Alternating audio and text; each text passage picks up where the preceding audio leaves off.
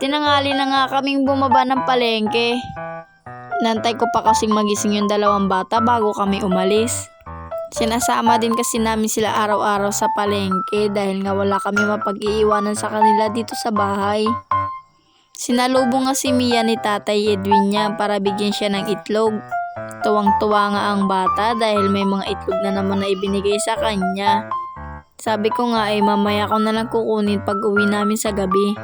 Dapat nga ay maaga kami bababa dahil marami kaming dadaingin. Magsa-sideline kasi sa daing si Negrong Kulot at ako naman ay maglalamayo. Dumaan nga muna kami dito at bumili ng almusal. Gusto kasi nila kanin ang kakainin nila sa umaga.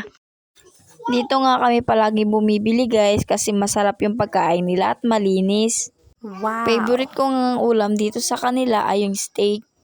Nagkamali pa nga si ate at nailagay sa platito kala ay dine-in kami.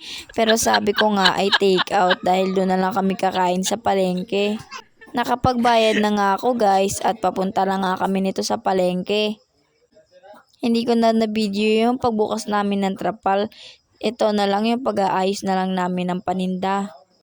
Kailangan kasi guys na ayusin namin palagi yung aming mga paninda para naman maganda siya tignan at para lumapit din sa amin yung mga customer. Kumain din nga muna kami yan guys bago kami nagdaing. Maaga kasi namin dapat matapos yun dahil lalamayuin pa at meron din naman na ibibilad bukas.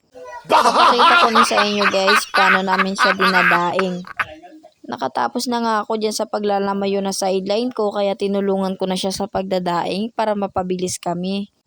Meron na nga siyang naunang nadaing na malalaki niyan guys kaya tinulungan ko na siya dito sa maliliit dahil medyo marami.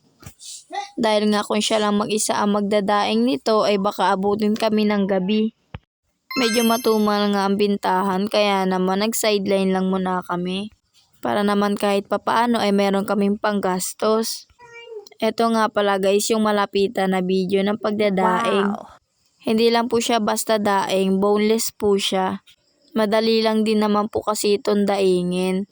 Dalawang klase rin nga po yan yung nilalamayo namin at binibilad. Yung ganyang klase po ng isda na may dilaw, ang tawag po dito sa amin ay tagbago. Naalala ko nga guys na uwian na ng anak ko. Hindi ko na siya sinundo, pinasabay ko na nga lang kay Ate Perlin. At makikita nyo naman dyan guys na yung mukha niya ay sad na sad dahil nga gusto na naman magpabili ng baril-barilan.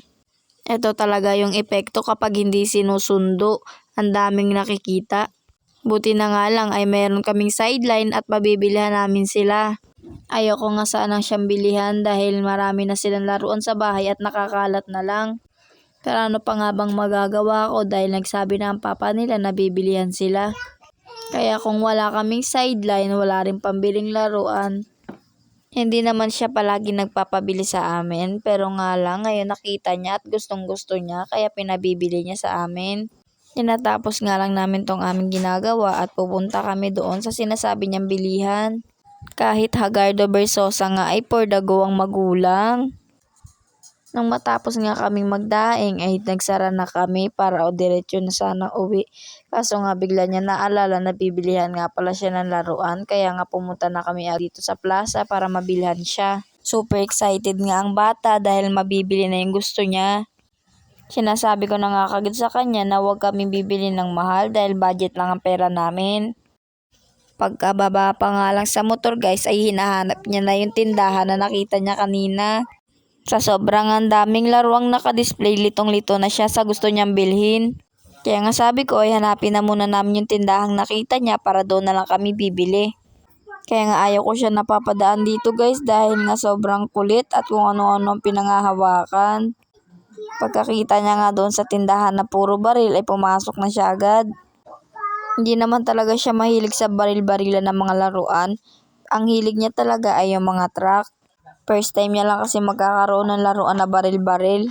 Kaya naman sige pagbibigyan ko na for the go. May nagustuhan nga kaagad siyang baril. Una nga niyang napili yung tig 400. Sabi ko nga yung medyo mura lang. Sa pakiramdam guys kapag ka napagbibigyan mo yung mga hiling ng mga anak mo. Kahit na anong kulit. Kapag may hiningi, ibibigay mo talaga. Binilihan ko rin nga pala si Mia.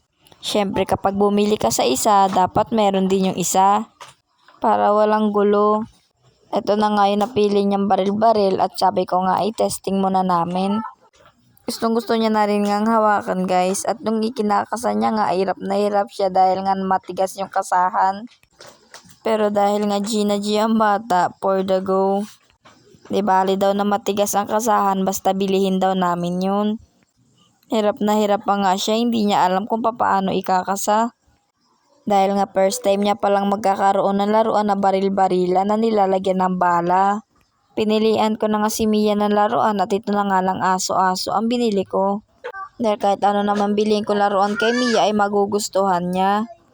At ito lang gusto ko dito sa dalawang bata na ito guys, dahil kung ano nga yung ibigay mo sa kanila, maliit man o malaki ay okay lang.